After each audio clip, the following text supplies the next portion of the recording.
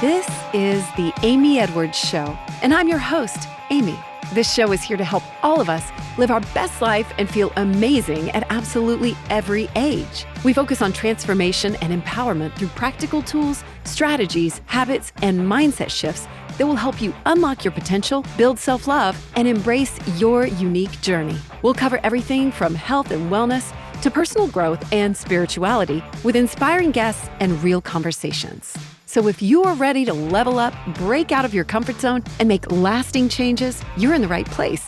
It's never too late. In fact, some of your best days haven't even happened yet. Let's get to it. Love this moment and make the next one even shinier. Okay, we are doing this. Hello, and welcome to, I guess it's part 2 of our midlife series. And I say I guess because I did an intro last week, but this is kind of like the first part of the trilogy. It's a trilogy. You guys, I'm really excited. I'm wound up about this. It's one of those things that I've been thinking about doing for so long and then like dragged my feet.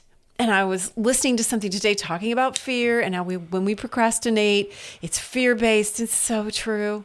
So true. If you can hear that, that's me lighting my Palo Santo right now. It drops me in when I just get to take a minute.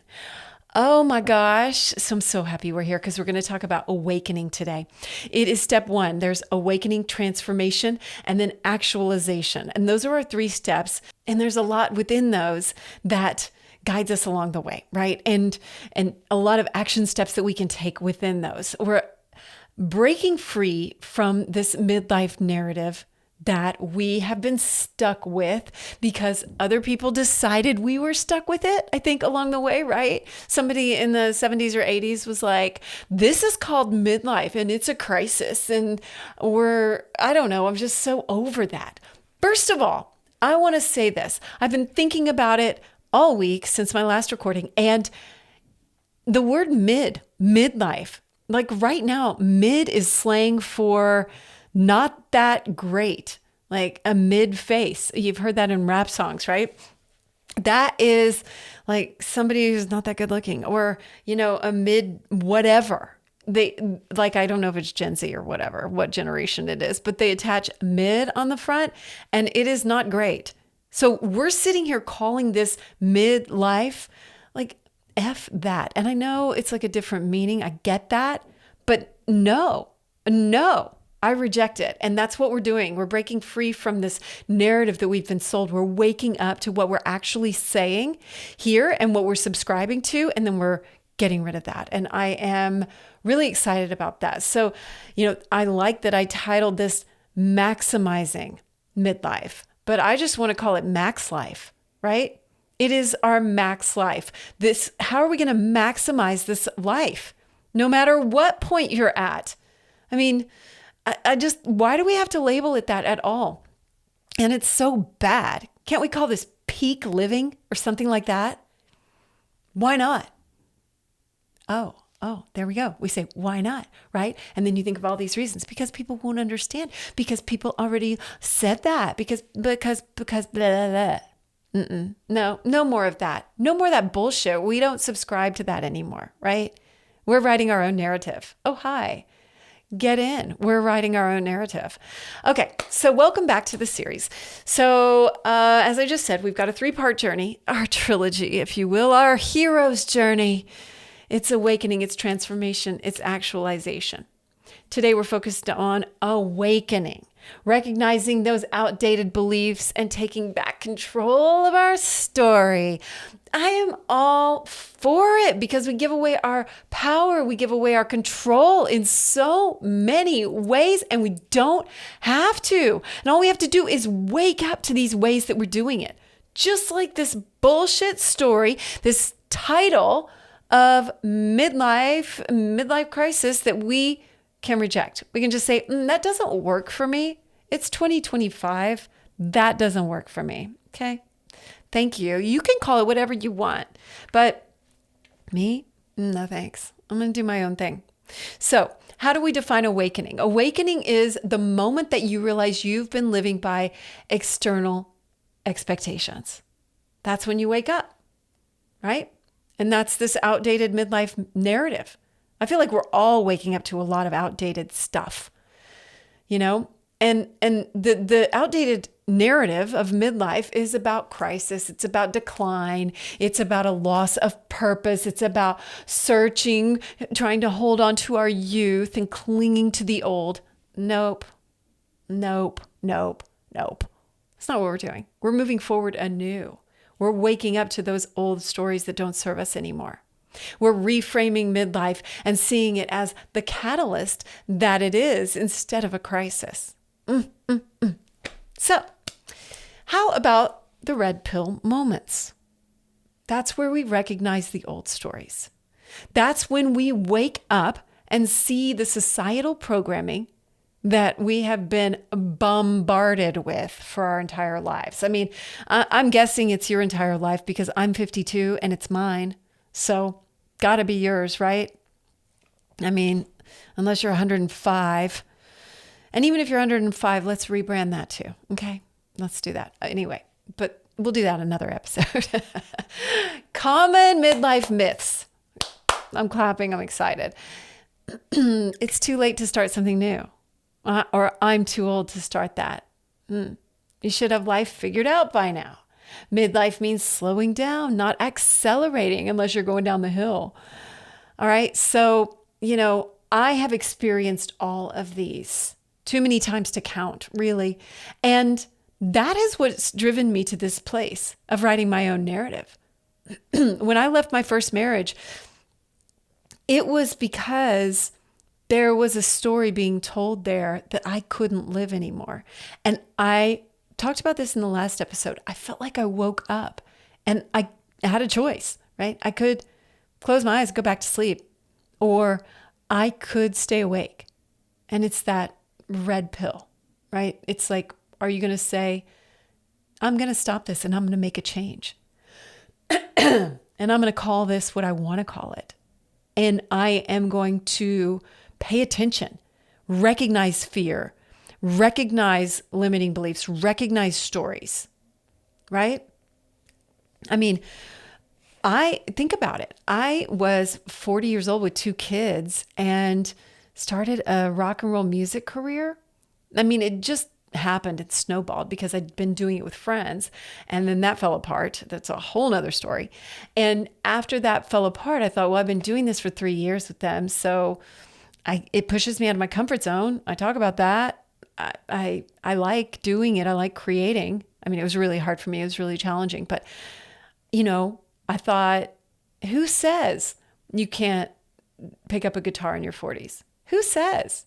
I want to be the one that's modeling how you can really live and how you can really model, embody the newness, the learning.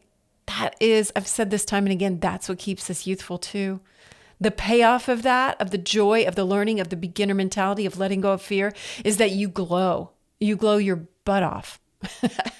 You do. It's true.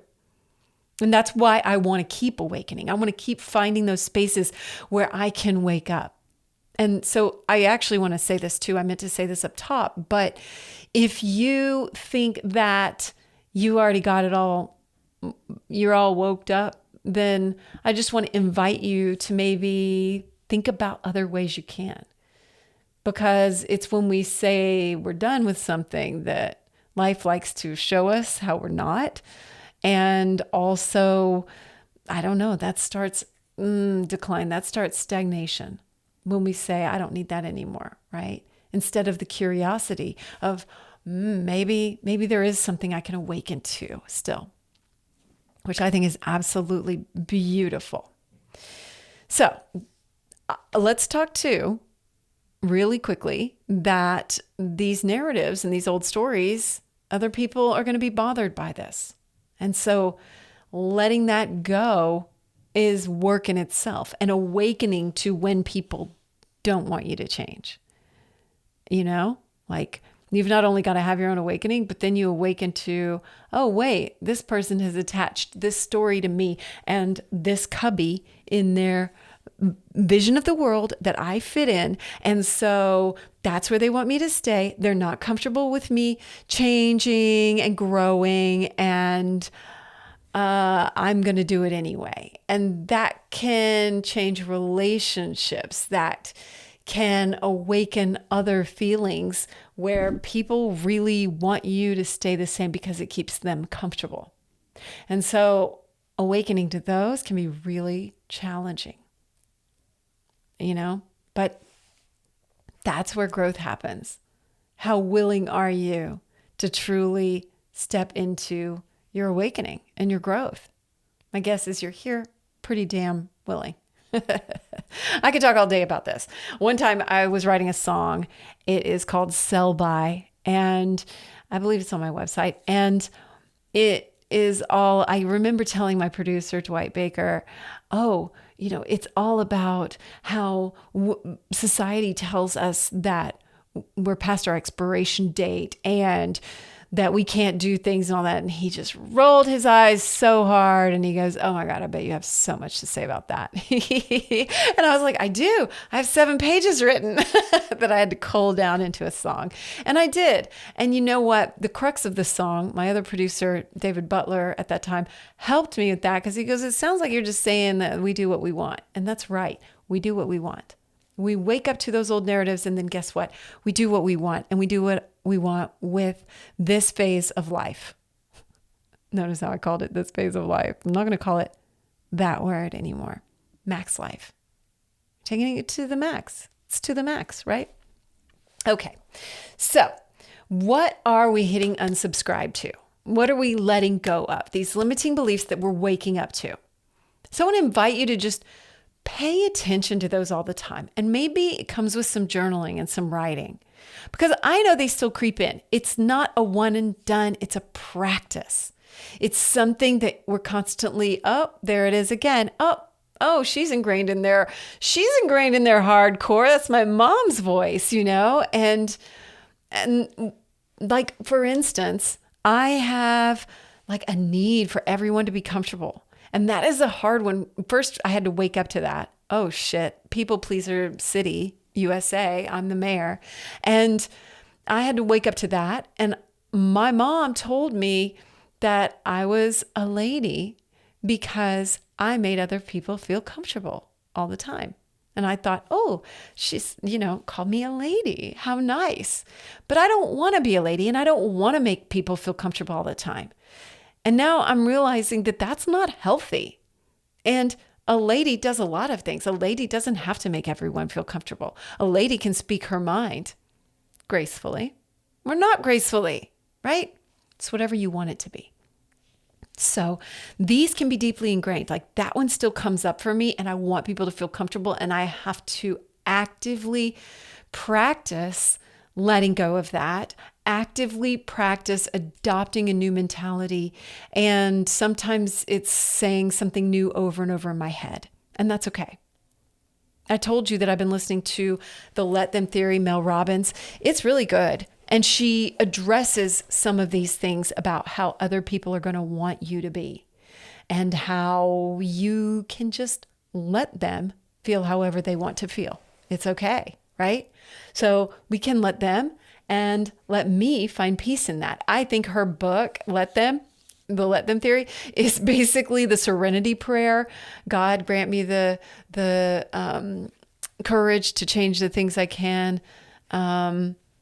Oh shit, why am I blanking on the serenity prayer? God grant me the serenity to accept the things that I cannot change, the courage to change the things I can, and the wisdom to know the difference. There it is. I knew it was rattling around in there somewhere, right? It is an expanded version of that, essentially. And so we can't control other people. So they're going to think whatever they want to think, and that's okay. But we have to let go of even the voices of other people that we've made up in our own head. They may not even be real, right? We may just think, oh, they think that, so I better do X. And we can hit unsubscribe to that, right? So this awakening is identifying these beliefs that no longer serve us and waking up to this practice of recognizing them right? A constant awakening. Oh my gosh, there's one. Wow, didn't know that one was coming, right? And I have them too. And so there is transformation to be had after that, and of course, actualization. But this phase is always that paying attention, that diligence. So this is your own story to write. And are you going to have diligence in awakening to what you want that to be and letting go of the old stuff, right? Right. Next, we have the power of choice, and that's about stepping into this new identity. Awakening is an ongoing process, right? It's not this one-time event. It's the practice that I've been talking about. So how can you lean into this awareness and take back control? So there is an identity shift in there, right? There is a who am I if I'm not that lady, if I'm not the lady making everyone comfortable, if I'm not the musician, if I'm not, just the mom. Man, I remember when I became a mom and going to some, events with my baby. And I say events, it was like a get together at people's houses. And sometimes, and I'm not saying this is wrong, but sometimes there would be people that was their whole identity. I remember one chick who that was her email address. It was like her kid's name, Maya or whatever it was, Maya's mommy at Gmail. And I was like, wow. And I just feel like there's a lot of ways we can lose ourselves. But when we strip those away, all those old things, what's really there? It's you. It's not the clothes you wear, or it's not how you look, or any of that. It is, or whose mom you are, whose wife you are, whose friend you are, and you're your own person. And so who are you? And that is a beautiful thing to write down. Who am I now? I have a friend who was conducting, Christine Gale, and she has been conducting these identity workshops with people. And it's who am I now? I think there's a speaker actually on the circuit who does that. Who am I now? It helps corporations with that. It's about evolution. It's about waking up to your new identity and embracing change, right? Embracing growth, embracing the new, and saying, I don't have to sit in that old space. I don't have to. Who says that I always have to be whatever it was? Nobody except you, right? Or maybe there's people out there, but so what? So what, right? Okay, so let's get into the action steps. So I want to leave you today with action steps on the awakening. And I have 7 action steps. 7 seems like a great number for that, doesn't it? So action steps for awakening. First off, I've mentioned journaling a few times. I've mentioned writing things down. And I think that there's an identity exercise that we could put in there, right? You can identify and challenge outdated midlife. I said I wasn't going to say it, but I just did. I will, because that's the outdated part. Outdated midlife beliefs that you have gathered up and made your own and absorbed along the way. So what outdated midlife beliefs have you absorbed that you're ready to let go of? And what new identity do you want to slip into? What do you want to let go of in that identity? Who are you now? Right?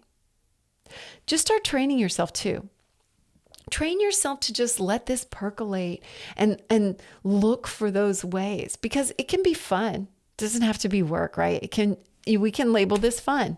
We can label this time of our lives the best time of our lives. We sure can.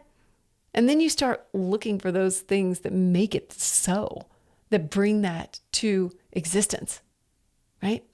So listen to yourself. Start training yourself to hear those and get off autopilot and find new spaces to wake up to and write them down. I mean, I just had one last year when I was starting this water bottle company, which is moving along slowly. And I had to have a talk with myself like, okay, you're in your 50s. Do you really want to start something completely new? And I had to really sit with it. I sat with it for 2 weeks. to see if I really want to do it. Because I was like, man, do I? And you know what? The answer ended up being yes. And sometimes we're just like, oh man, if I was 30, I would totally do it. But now here I am in this phase, so it's too late. And I don't even know that I was thinking it was too late. I think I just felt like, I don't know, maybe lazy. Maybe a little, okay, we get a little tired from now. Just get your sleep, right? Work out. We got to lift weights. But I decided to do it. And ultimately I decided because I would wonder. And there's a lot of time left. We can get a lot done. What do they say? People overestimate what they can get done in a year and underestimate what they can get done in 5 years. And it's so true. When I look back on the decades, I just go, golly, I packed a lot in that 10 years. So that's encouraging, right? Okay. Number 2, a daily awareness practice. We just mentioned this, right? Noticing all the time in your awareness, training yourself to find those old narratives when they come up and consciously reframe them. Oh, I'm the reframe queen. I love a good reframe. So how can you reframe those, right? No, instead of me saying like, oh, I can't do this business at 52, just say, I am a living example of people going for it at any age. Look at that. And you know what? When you do that, when you say that, you will find yourself smiling. I feel more joyful when I do that. It's really wild. It's really cool. Number 3, affirmation practice. Okay. I said I was a reframe queen. I'm also an affirmation queen. I love affirmations. I put them on Post-its everywhere. I highly recommend this. If you haven't done this, please give it a go. Put one on your mirror or 3 or put them all over the place. I don't know. Write them down, say them out loud. But here's one for you. This is the only one you have if you need one, right? I am the author of my life and I choose my story. I am the author of my life and I choose my story. Feels good. And you know what? It's true. You are the author of your life. 100%. More now than ever. More right now in this moment than ever. You are the author of your story and you choose it. You get to choose it. Choose your own adventure. Number 4, declutter your influences. Unfollow or mute or limit exposure or mute all the voices that reinforce those outdated beliefs. Don't read the comments, the shitty comments that people leave. Don't get too wrapped up in the political negativity, right? I know it's hard. It's really hard. I get wound up too. But declutter your influences and really stay aligned with who you truly are and who you want to be, and just start decluttering those. I love that one so much. Number 5, try something new. Break a routine, start a hobby, do something unexpected, disrupt the old patterns, be a beginner. The beginner mindset, I've talked about this ad nauseum on this show. The beginner mindset is a glow of its own, right? Learning, not caring if you're a beginner, not having to be perfect. This is the perfection. This is what breaks that perfectionist in me. I'm very much a Virgo, very much, recovering perfectionist. And so, I love trying something new and the beginner mindset. It is so, so valuable. And it is so valuable and it gives you that in love glow. That's what in love is too, right? Yes, it's love, but it's falling in love with something new. And when you take up something new, you can get really excited about it. It gives you that something that's just yours, right? So why not? What can you start doing? Number 6, have a conversation. Discuss your new life, your midlife rebrand, your MaxLife rebrand. Discuss it with a friend, right? A partner, a community. Post a reel about it. Why the hell not, right? Exchange perspectives. Talk about it when we voice things, that's when magic starts to happen. You put it out and you say it out loud, like the affirmations, say it out loud. Say it out loud. There is so much magic when you speak, right? Your word is your wand, right? We spell. And number 7, start writing your future story. Envision where you want to be in 5 years and what your best life looks like. And I'm not even going to say that MID word, right? What your best life looks like, right? No matter where you are. Start writing that. And then, if you want to take it further, get a voice recording of it, right? That's that manifestation magic that I've done. And you can too. I need to write a new one. It's exciting. So envision where you want to be, write it down, write your future story. So next week, we're going to talk about transformation and taking action, stepping into your power. And so I just want to encourage you to just reflect on this. Share with me any thoughts that you have. Is there anything I missed? Anything that you really want to address about this and the growth that we can feel and letting go of those old narratives and this rebrand and this catalyst? Like, tell me. I would love to know. I would love to hear. I'm easy to find. You can DM me at Real Amy Edwards. You can respond to my newsletter. It's at amyedwards.info if you haven't subscribed to that. And I would love to hear back from you and know what you're thinking and what came up for you in this. And maybe a practice that you do or something like that. I would love it. And a little bit of business too. So I will be putting out a guide coming out in the next month or two about all of this. So I'm very excited about that. This is pushing me to do that. And I'm so excited. It's helping me shape my thoughts. Thank you to my hair sponsor, the Collective ATX, the very best in hair and hair extensions and color and cut and the whole 9 yards right here, smack in the heart of Texas, in the Austin, Texas. So tell them I sent you. And what else? All the things that I love that are my affiliate sponsors are at amyedwards.info. Or in the show notes. And anyway, I'm just so proud of you for being here because we are letting go of all this stuff we've been told. And it is an amazing and beautiful thing. Awakening is just the beginning. And some of your best days are still ahead. Know it. Know it. Keep shining bright. Till next time. Thank you so much for being here. Please rate, review, and follow us. And we'd love to hear your feedback. Keep shining bright.